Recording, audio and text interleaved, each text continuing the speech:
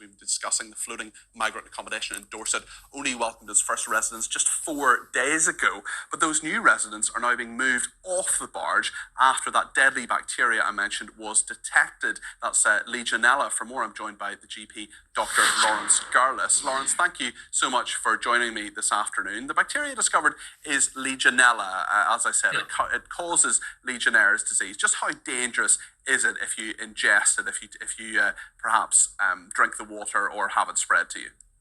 It's interesting. It actually is in drinking water, but it's mainly caught by inhalation rather than swallowing.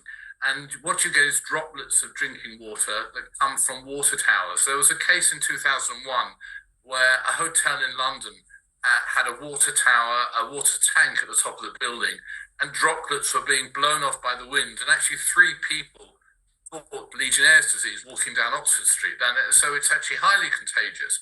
But it's inhalation of water droplets. The original case from the Bellevue Hotel in Philadelphia, which I actually took time out to visit because you don't get many new diseases. But in 1976, the American Legion stayed there, and 29 of the 190 or so Legionnaires who were there actually died from Legionnaire's disease. They were obviously an older population, but that just goes to tell you how lethal it is. It causes pneumonia and, dare I say it, flu-like symptoms, which we've become used to over the last few years. And it spreads so quickly, Lawrence, doesn't it? As you say, highly contagious. But it doesn't spread person to person. But if you look at where you find Legionnaire's disease, very high on the list are cruise ships. They're notable for this because they have to have a special drinking water system, which involves a lot of recirculation and tanks. Cruise ships are prone to growing Legionnaire's bacteria in the water supply. But it's not the government's responsibility, it's the owner of the vessel who is responsible for doing regular checks. I mean, even where I work, we have air conditioning systems, and as well as doing all our fire safety, we have to have regular checks on those for Legionnaire's disease, so that it should have been checked. They're talking about traces being found. I don't know how significant the traces are or when it was last checked for Legionnaire's. Yeah, it's interesting. Elena was in touch to say, why were they testing after the fact that the asylum seekers were on there? Because they'd been on the ship for 4 days or so. Do you think any of them are in danger now, the asylum seekers who've been on there? Could they develop this? Presumably they'll be tested for it as they are off the vessel, the Baby Stockholm? Yeah, in theory they'll be vulnerable. It affects an older population, much like all of these respiratory infections. So I think most of them will be clear. I did hear the other day that someone with tuberculosis was going on to the ship. Now, I assumed that they were being treated for tuberculosis, but that, of course, does spread from person to person. I would actually be more concerned about that. But Legionnaires, I think they will be monitored. They'll be checked for fevers and cough.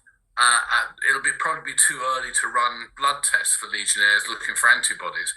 So they'll need to be monitored now. But my guess is that given it's a relatively young, healthy population, hopefully there won't be any active infections from what sounds like traces of Legionella bacteria found in the water system. And Lawrence, the government says it's not unusual to find Legionella bacteria in those warm water systems. You're talking as well about those cruise ships and other vessels and so on. Do you think what the government says in terms of really it's not unusual, this is not something, nothing to see here, time to move on kind of thing, is that a statement that you would agree with? Do you think that's reasonable for the government to say that?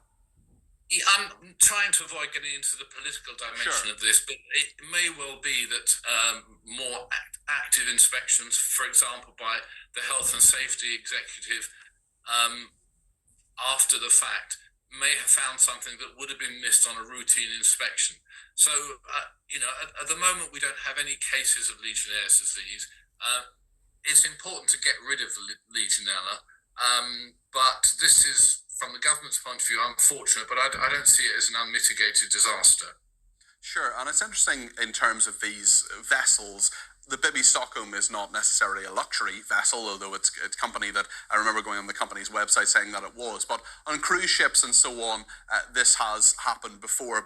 And it's clearly, it is a sustainable thing to stay on a vessel, whether you agree with the policy or not. And I'm not trying to draw you into the politics at all, Lawrence. I know you're a GP and you don't want to necessarily speak about the politics. But in terms of staying on those vessels, I mean, how soon do you think that the asylum seekers could, in theory, be back on once this system is dealt with, once the Legionella is dealt with? What could happen next, do you think? I think the system needs to be totally drained down and replaced and then retested. That could take 2 or 3 weeks, in fact. But a closed environment like this is more prone. If you remember the early days of COVID, there was an American cruise ship where a huge number of people were infected with COVID. And we, from time to time, get norovirus infections on these closed environments. So in themselves, they are not the healthiest places to put large numbers of